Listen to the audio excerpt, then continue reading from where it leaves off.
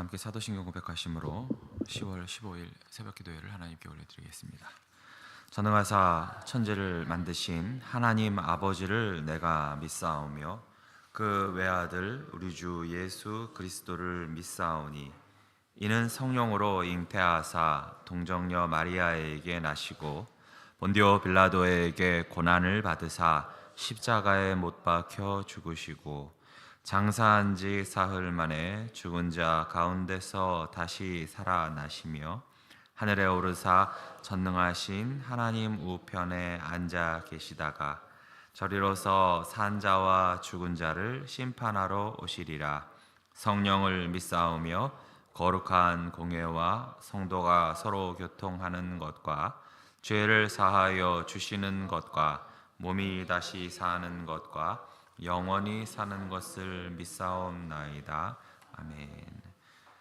다 함께 찬송가 312장 부르시겠습니다.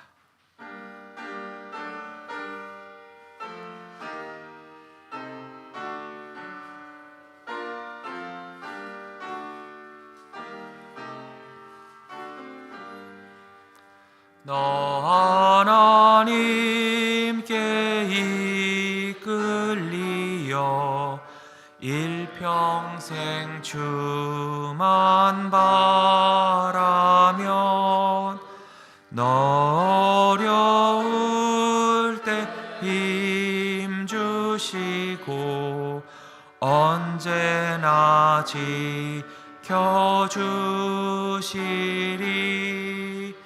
주 크신 사랑 믿는 자 그 반석 위에 서리라.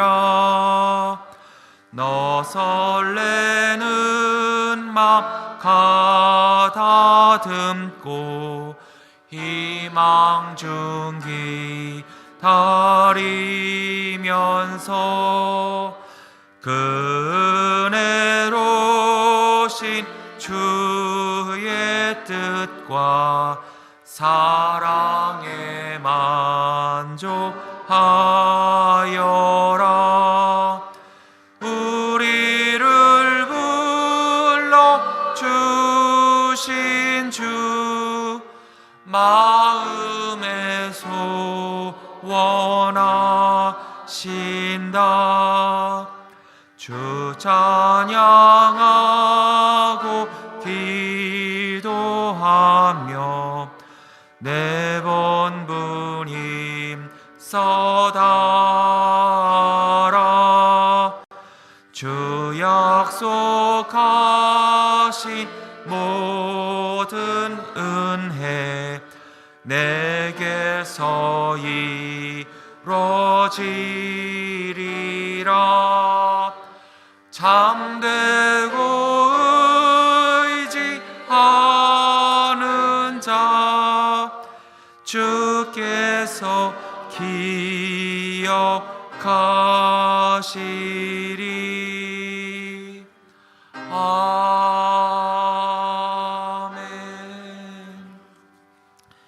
이 새벽 우리에게 주시는 하나님의 말씀은 역대하 25장 14절로 28절입니다.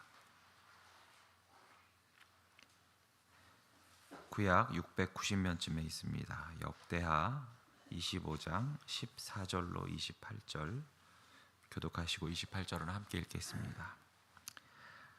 아마샤가 에돔 사람들 죽이고 돌아올 때에 세일 자손의 신들을 가져와서 자기의 신으로 세우고 그것들 앞에 경배하며 분향한지라.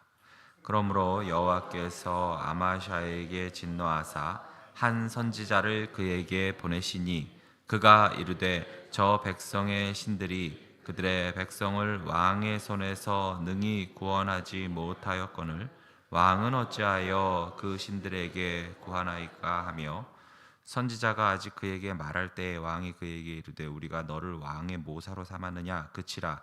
어찌하여 맞으려 하느냐 하니 선지자가 그치며 이르되 왕이 이 일을 행하고 나의 경고를 듣지 아니하니 하나님이 왕을 멸하시기로 작정하신 줄 아노라 하였더라.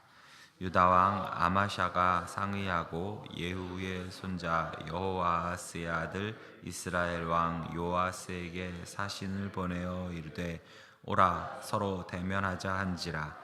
이스라엘 왕 요아스가 유다 왕 아마샤에게 사람을 보내어 이르되 레바논 가시나무가 레바논 백향목에게 전가를 보내어 이르기를 내 딸을 내 아들에게 주어 아내로 삼게 하라 하였더니 레바논 들짐승이 지나가다가 그 가시나무를 짓밟았느니라.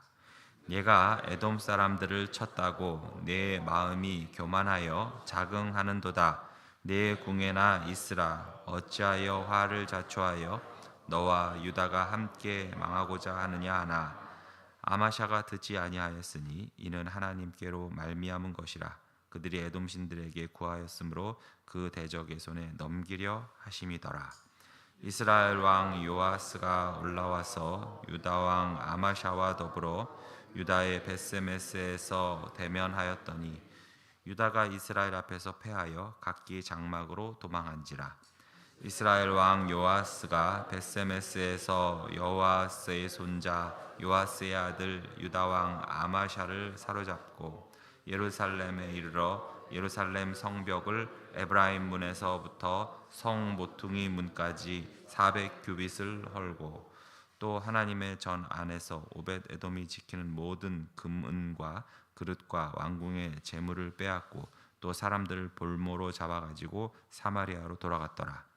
이스라엘 왕 요아스의 아들 요아스가 유다 왕 요아스의 아들 아마샤가 15년간 생존하였더라. 아마샤의 이외의 처음부터 끝까지의 행적은 유다와 이스라엘 열왕기에 기록되지 아니하였느냐. 아마샤가 돌아와서 여호와를 버린 후로부터 예루살렘에서 무리가 그를 반역하였으므로 그가 라기스로 도망하였더니 반역한 무리가 사람을 라기스로 따라 보내어 그를 거기서 죽이게 함께 읽습니다.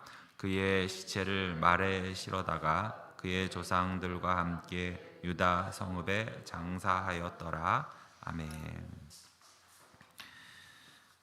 여러분 조짐이라는 말이 있습니다. 그러니까 나중 일이 이제 벌어지는 그 양상을 추측할 수 있는 그런 이전 단계의 움직임이나 변화를 말합니다.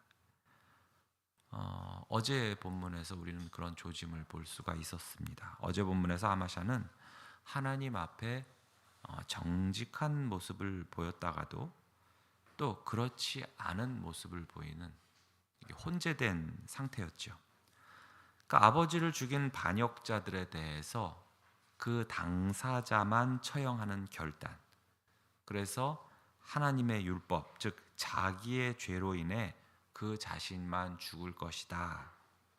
아버지나 자식까지 어떤 연좌죄로 죽이지 말라.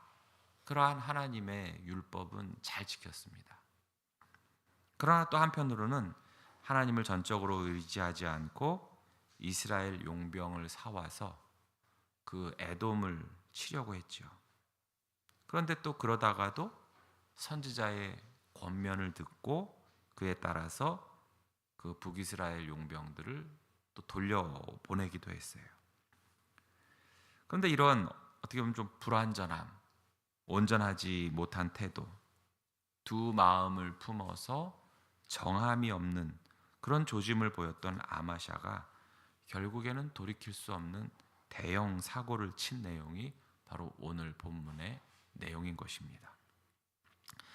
자, 그는 에돔과의 전쟁에서 1만 명을 죽이는 대승을 거두고 돌아왔습니다. 이것은 어제 하나님께서 이 선지자를 통해서 약속하신 내용, 하나님이 왕을 적군 앞에 엎드러지게 하시리이다. 하나님은 능히 돕기도 하시고 능히 패하기도 하시나이다. 여호와께서 능히 이보다 많은 것을 왕에게 주실 수 있나이다. 자, 이 말씀을 하나님께서는 응하게 하신 것입니다. 자, 그런데 이러한 하나님의 도우심을 경험했던 아마샤가 오늘 한 일을 보십시오. 세일 자손의 신들을 가져와서 자기의 신으로 세우고 그것들 앞에 경배하며 분향한지라. 자, 이 세일 자손은 바로 에돔을 말하는 것입니다. 에돔의 또 다른 이름이 이제 세일 자손들인데, 아마샤는 이 에돔의 신들, 우상들을 가져다가 분향하고 예배를 했다는 거예요. 이것은 단순한 어떤 전리품의 반입이 아닙니다. 아마샤는 전승의 기쁨을 하나님께 돌리는 것이 아니라 적의 신들이 도와줘서 이렇게 대승을 거두었다고 제사를 하고 있는 것입니다. 그러니까 정말 어처구니가 없고, 이건 뭐 어떤 신학적인 내용이 아니더라도 일반 상식적으로도 도저히 이해가 안 가는 행동이었죠. 그래서 15절에 보세요. 그러므로 여호와께서 아마샤에게 진노하사 한 선지자를 그에게 보내시니 그가 이르되, 저 백성의 신들이, 즉 에돔의 신들이 그들의 백성을 왕의 손에서 능히 구원하지 못하였거늘 왕은 어찌하여 그 신들에게 구하나이까. 자, 옛날 고대에는 이 나라와 나라의 싸움이 그냥 단순히 인간의 군대의 싸움이 아니라 바로 각 나라가 섬기는 그 신들의 싸움이라고 했잖아요. 그래서 A라는 나라와 B라는 나라가 싸우게 될 때, 만약에 이 A라는 나라가 지게 되면 어떻게 되는 겁니까? A가 섬기는 신도, 그렇죠? 그 B라는 나라의 신에게 패하는 것으로 봤단 말이에요. 자, 그럼 여호와 하나님을 섬기는 남유다가 이 우상을 섬기는 에돔을 이겼다면 마땅히 어떻게 생각하게 됩니까? 여호와 하나님이 에돔이 섬기는 신보다 훨씬 더 강하고 그래서 이겼다라고 생각하는 것이 지극히 상식 아니겠습니까? 당시 관점으로 봤을 때. 그런데 지금 아마샤는 패배한 나라, 그 패배한 신의 우상을 가져와서 거기다 대고 제사를 하고 분향을 하는 거예요. 그러니까 얼마나 어리석고 답답하고 이 배은망덕한 일입니까? 그러니까 선지자가 와서, 아니 지들 나라도 구하지 못한 그런 무능한 신을, 우상을 가져와 섬기냐고 책망을 해요. 자, 그런데 어제 본문에서는 이 북이스라엘 용병을 의지하려고 했던 아마샤를 책망했을 때 그때는 들었잖아요, 그가. 그런데 이 아마샤가 대승을 거두고 와서 그런 걸까요? 아주 교만해져서 분노하며 이 선지자를 쫓아내고 돌로 치려고까지 했습니다. 그러니까 권력과 승리의 순간에 이처럼 영적 분별력이 흐려지는 그 인간의 연약성과 또 하나님의 말씀과 경고까지도 배척하는 정말 교만하고도 위험한 모습을 이 아마샤는 보이고 있는 거예요. 그가 점점 교만해져서 오만방자해진 아마샤는 이제는 북이스라엘 왕 요아스에게 대면하자, 한판 붙어보자 라고 도전을 하게 됩니다. 그러니까 요아스가 아주 갓잔타는 듯이 비유로서 이 아마샤를 조롱하죠. 18절에 레바논 가시나무가 레바논 백향목에게 전가를 보내어 이르기를 네 딸을 내 아들에게 주어 아내로 삼게 하라 하였더니 레바논 들짐승이 지나가다가 그 가시나무를 짓밟았느니라. 그러니까 레바논 가시나무는 누구를 말합니까? 바로 남유다의 아마샤를 말하는 것이고, 이 아름들이 큰 나무인 백향목은 북이스라엘의 요아스 자신을 말하는 거예요. 그러니까 어디 가시나무같이 하찮은 존재가 감히 백향목같이 거대하고 아름다운 나무에게 덤비냐? 백향목한테 밟히기도 전에 지나가는 그런 들짐승한테도 밟힐 놈이 어디서 까불고 있어? 야 아마샤, 넌 나한테 안 돼. 나랑 싸우기도 전에 그 주변의 찌질한 나라에게도 패할 걸? 너 한 번 에돔한테 이겼다고 아주 네가 눈에 뵈는 게 없구나. 너 아주 자신을 과대평가하고 있어. 라며 조롱을 하고 있는 거예요. 자, 이 북이스라엘 왕의 입을 통해서 하나님은 아마샤를 꾸짖고 계시는 것입니다. 교만은 패망의 선봉이요 거만함은 넘어짐의 앞잡이라고 했지요. 그럼에도 아마샤는 듣질 않습니다. 선지자의 말도 이 요아스의 왕의 말도 듣질 않아요. 정말 눈에 뭐가 씌인 것처럼 정상이 아니에요. 그런데 이 모든 것이 바로 하나님으로부터 말미암았음을 성경은 말하고 있습니다. 아까 선지자의 경고에도 아마샤가 듣지 않고 오히려 돌로 쳐 죽이려고 했을 때 선지자는 이렇게 말했어요. 16절에 이 일을 행하고 나의 경고를 듣지 아니하니 하나님이 왕을 멸하시기로 작정하신 줄을 아노라 하였더라. 당신의 모습을 보니까 당신이 망할 조짐이 보입니다. 이건 하나님이 그렇게 하시려고 했던 것입니다. 20절도 그러합니다. 아마샤가 듣지 아니하였으니 이는 하나님께로 말미암은 것이라. 그들이 에돔 신들에게 구하였으므로 그 대적의 손에 넘기려 하심이더라. 자, 이 두 구절 모두 바로 신학적으로는 하나님이 인간의 자유와 이 선택을 그분의 섭리 가운데 사용하고 계심을 우리가 알 수가 있는 내용입니다. 아마샤가 우상을 취하고 또 하나님의 사람의 경고를 무시한 까닭에 하나님은 그의 그 타락한 마음을 그냥 그대로 내버려 두신 거예요.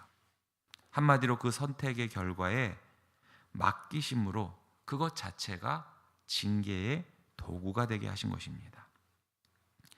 여러분, 하나님이 아마샤로 하여금 그가 불순종하게 막 만드시고 우상을 숭배하도록 부추기신 게 아닙니다. 그렇게 아마샤를 악으로 몰고 가시고 또 함정에 빠지도록 그 함정을 파신 게 아니라는 거예요. 악한 인간은 하나님이 선한 길로 인도하시지 않고 그냥 내버려 두면 어떻게 됩니까? 스스로 멸망할 수밖에 없는 존재입니다. 여러분, 바로 왕을 보십시오. 성경에선 하나님이 그를 완악하게 하셨다라고 표현하고 있지만 이것은 원어적으로 보거나 엄밀히 말하면, 정확히 말하면 뭐냐 하면 하나님이 그의 완악함을 그대로 내버려 두셨다. 그가 하고자 하는 대로 방임하셨다라는 뜻입니다. 여러분, 하나님이 우리를 그냥 내버려 두시고 관심을 갖지 않는 것, 그 자체가 바로 저주요 심판이라고 했습니다.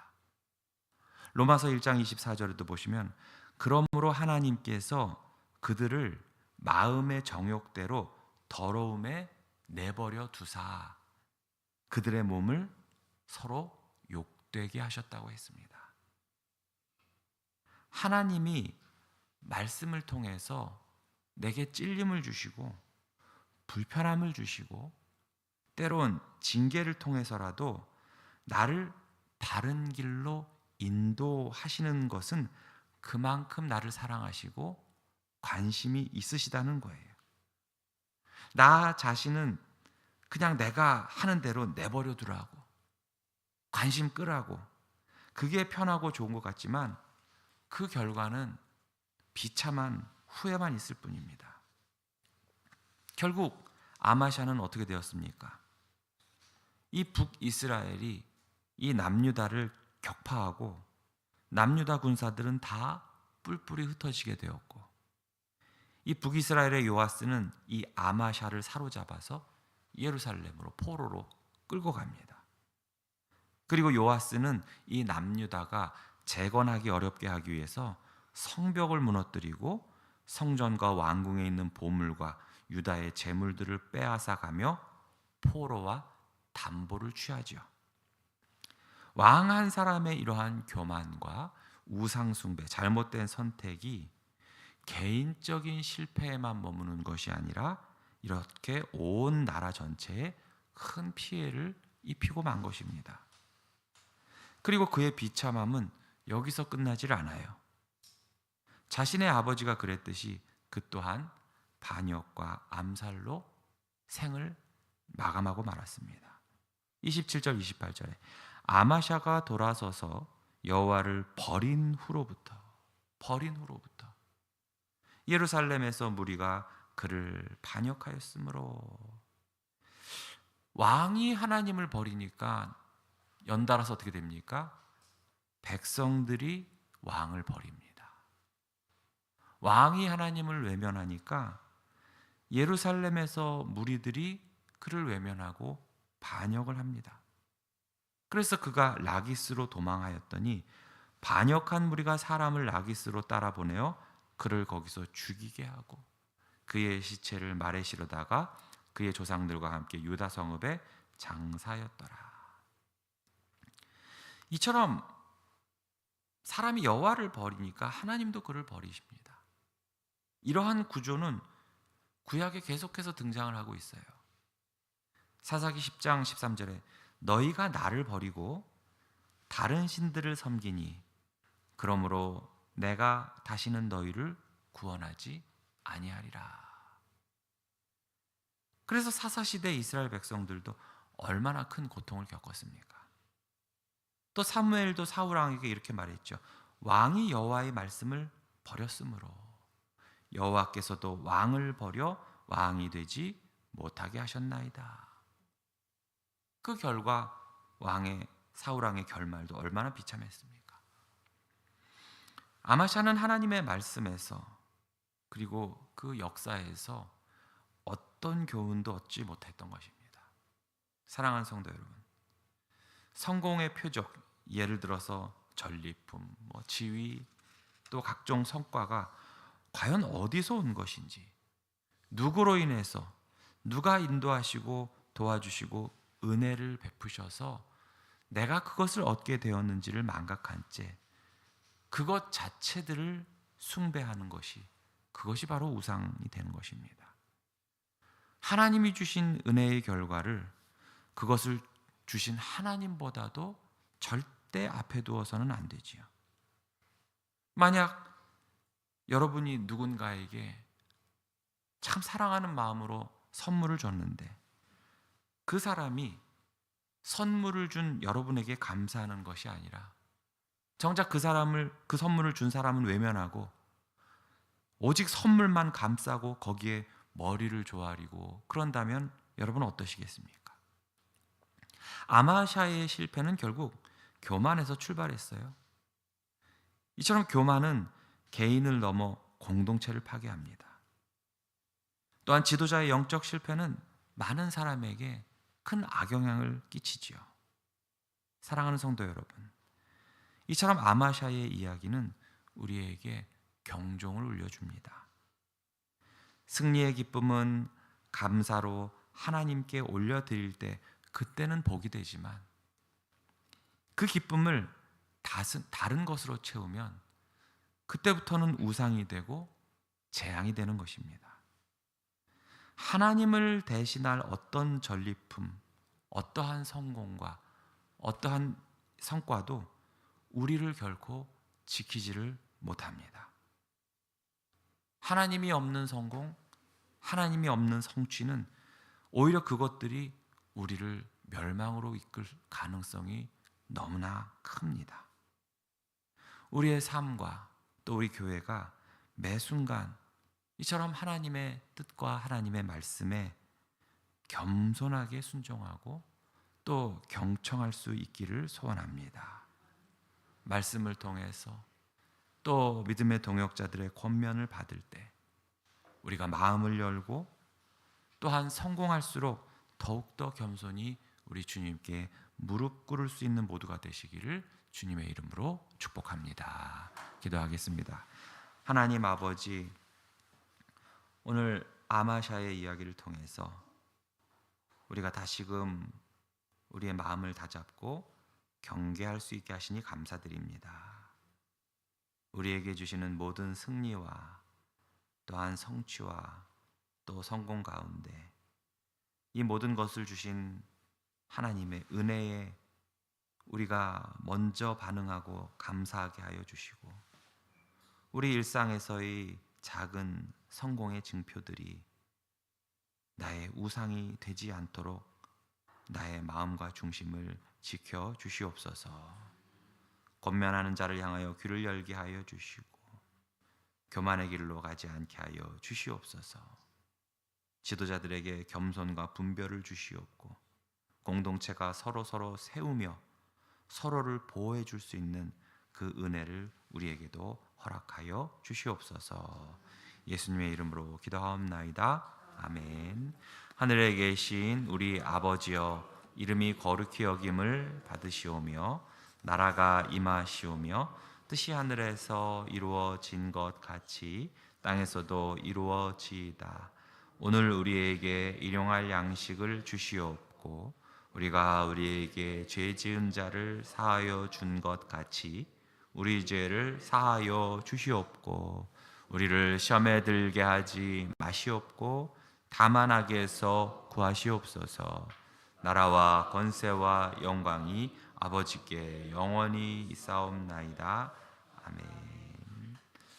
오늘 말씀을 기억하시면서 우리가 매일 하루하루마다 일희일비하지 않게 하시고 매 순간마다 하나님의 뜻을 구하고 또 말씀을 통해서 나에게 말씀하시는 그 하나님의 음성을 겸손함으로 순종하게 하여 주시옵소서. 이 나라를 위협하는 북한을 비롯한 그 외세의 협박과 공격으로부터 우리나라의 경제와 안보를 지켜보아여 주시옵고 또한 그럴수록 더욱더 우리가 기도하며 예배 자리를 사모할 수 있도록 또 말씀을 통해서 설교자들의 입을 통해서 전해지는 하나님의 말씀을 더욱더 청종하며 순종하는 우리 천호교회 되게 하여 주시옵소서. 또한 여러분 각자의 기도 제목과 또 한우들을 기억하시면서 주여 한번 외치고 간절히 기도하겠습니다. 주여